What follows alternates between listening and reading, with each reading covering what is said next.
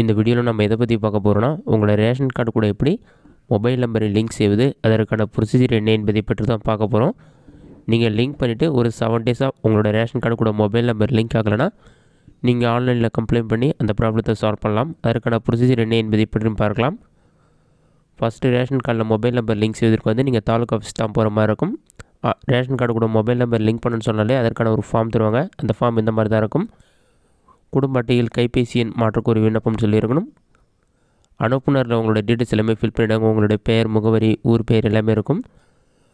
அடுத்ததாக பெறுநரில் பார்த்தீங்கன்னா வட்ட வழங்கல் அலுவலர் பொது விநியோக திட்டம் சொல்லிவிட்டு உங்களுடைய வட்டம், உங்களுடைய ஊர் பேர் எல்லாமே மென்ஷன் பண்ணிவிடுங்க. பெறுநர் யார் போகிறாங்களோ அந்த டீட்டெயில்ஸ் எல்லாமே இதிலே இருக்கும்.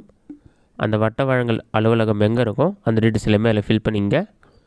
அடுத்ததாக பொருள் பார்த்தீங்கன்னா மதிப்புக்குரிய ஐயான்னு சொல்லியிருக்கும். அதுக்கு குடும்ப அட்டையில் கைபேசி எண் மாற்றம் செய்தல் தொடர்பாகன்னு சொல்லி மென்ஷன் பண்ணியிருக்கும். இந்த ஃபார்ம் அவங்க தலைனா நீங்கள் லெட்டர் மாதிரி எழுதுகிற மாதிரியும் இருக்கும். A4 ஷீட்டில் இந்த ஃபார்மில் தான் எழுதணும். அதுக்கே பார்த்தீங்கன்னா வணக்கம், என்னுடைய குடும்ப அட்டையில் பதிவு செய்யப்பட்டுள்ள கைபேசி எண் தொலைந்து விட்டது. எனவே என்னுடைய குடும்ப அட்டையில் புதிய கைபேசி எண்ணை மாற்றம் செய்து தருமாறு மிகவும் தாழ்மையுடன் கேட்டுக்கொள்கிறேன். எனது குடும்ப அட்டை விவரங்களை, குடும்ப அட்டை நகலையும் இத்துடன் இணைத்துள்ளேன்னு சொல்லியிருக்கும். இது கூட வந்து உங்களோட ரேஷன் கார்டு ஜெராக்ஸையும் நீங்கள் அட்டாச் பண்ணி கொடுக்குற மாதிரி இருக்கும். கீழே பார்த்தீங்கன்னா உங்களோட ரேஷன் கார்டு நம்பரை என்ட்ரு பண்ணணும். நெக்ஸ்ட்டு குடும்பத் தலைவர் பெயர் என்னவோ அதை என்ட்ரு பண்ணணும். நீங்கள் புதிதாக என்ன மொபைல் நம்பர் சேர்க்குறீங்களோ அந்த புதிய மொபைல் நம்பரை என்ட்ரு பண்ணிவிட்டு அதுக்கு நன்றின்னு சொல்லி இப்படிக்கு தங்கள் பணி உள்ள கீழே உங்களுடைய சைன் என்ட்ரு பண்ணிவிட்டு இந்த அப்ளிகேஷன் ஃபார்ம் சப்மிட் பண்ணிட்டு வந்தீங்கன்னா ஒரு 7 டேஸ்க்குள்ளேயே ரேஷன் கார்டு கூட மொபைல் நம்பர் லிங்க் ஆகிடும். 7 டேஸ்க்கு அப்புறமும் ரேஷன் கார்டு கூட மொபைல் நம்பர் லிங்க் ஆகலைன்னா நீங்கள் ஆன்லைனில் கம்ப்ளைண்ட் ஃபைல் பண்ணலாம். அதற்கான ப்ரொசீஜர் என்ன என்பதை பற்றியும் பார்க்கலாம். கூகுள் சர்ச்சில் போயிட்டு TNPDSன்னு சொல்லி டைப் பண்ணுங்கள். அந்த மாதிரி நீங்கள் டைப் பண்ணி வைக்க கொடுத்தீங்கன்னா ஃபஸ்ட்டு எடுத்தோடனே TNPDS.gov.in ஒரு வெப்சைட் ஷோகும். அந்த வெப்சைட் வந்து செலக்ட் பண்ணுங்கள். ஒரு 5 செகண்ட்ஸில் எடுத்து அந்த வெப்சைட் ஓப்பன் ஆன பிறகு இந்த மாதிரி தான் ஷோகும். இதிலே பார்த்தீங்கன்னா நிறைய ஆப்ஷன் கொடுத்துருப்பாங்க. பாட்டமில் ஸ்க்ரோல் பண்ணுங்கள்.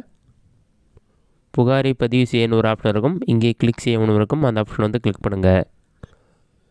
நெக்ஸ்ட் பேஜ் ஓப்பன் ஆன பிறகு உங்களுடைய பேர் என்னவோ அதை வந்து கரெக்டாக என்ட்ரு பண்ணுங்கள். அடுத்ததாக நீங்கள் என்ன மொபைல் நம்பர் யூஸ் பண்ணுறீங்களோ அந்த மொபைல் நம்பர், உங்களுடைய இமெயில் ஐடி, அடுத்ததாக வகைப்பாடு தேர்ந்தெடுக்குன்னு சொல்லியிருக்கும். இதில் வந்து கடைசியாக ஸ்க்ரோல் பண்ணுங்கள். மின்னணு குடும்ப அட்டை விவரங்கள் புதுப்பிக்கப்படவில்லை என்ற ஆப்ஷன் வந்து டிக் பண்ணிக்கிங்க. அதற்கு பிரச்சனை விவரம்னு சொல்லிவிட்டு உங்களோட ரேஷன் கார்டு நம்பர் என்ட்ரு பண்ணி ரேஷன் கார்டுடன் மொபைல் நம்பர் இணைப்பதற்கு விண்ணப்பித்திருந்தேன். தற்போது வரை அவை இணையவில்லை. தயவுசெய்து இந்த பிரச்சனையை சரி செய்து தருமாறு கேட்டுக்கொள்கிறேன்னு சொல்லி என்ட்ரு பண்ணிவிட்டு பதிவு செய் ஆப்ஷன் வந்து கிளிக் பண்ணிங்கன்னா ஒரு 5 செகண்ட்ஸில் வந்து உங்களுடைய கம்ப்ளைண்ட் வந்து ஃபைல் ஆகிடும். உங்களுக்கு ஒரு ரெஃபரன்ஸ் நம்பர் கொடுப்பாங்க. அதை நோட் பண்ணி வச்சுட்டு உங்களுடைய புகார் விவரங்களை வந்து செக் பண்ணுறதுக்கு புகார் நிலவரம்னு ஒரு ஆப்ஷன் இருக்கும். அதை வந்து கிளிக் பண்ணுங்கள்.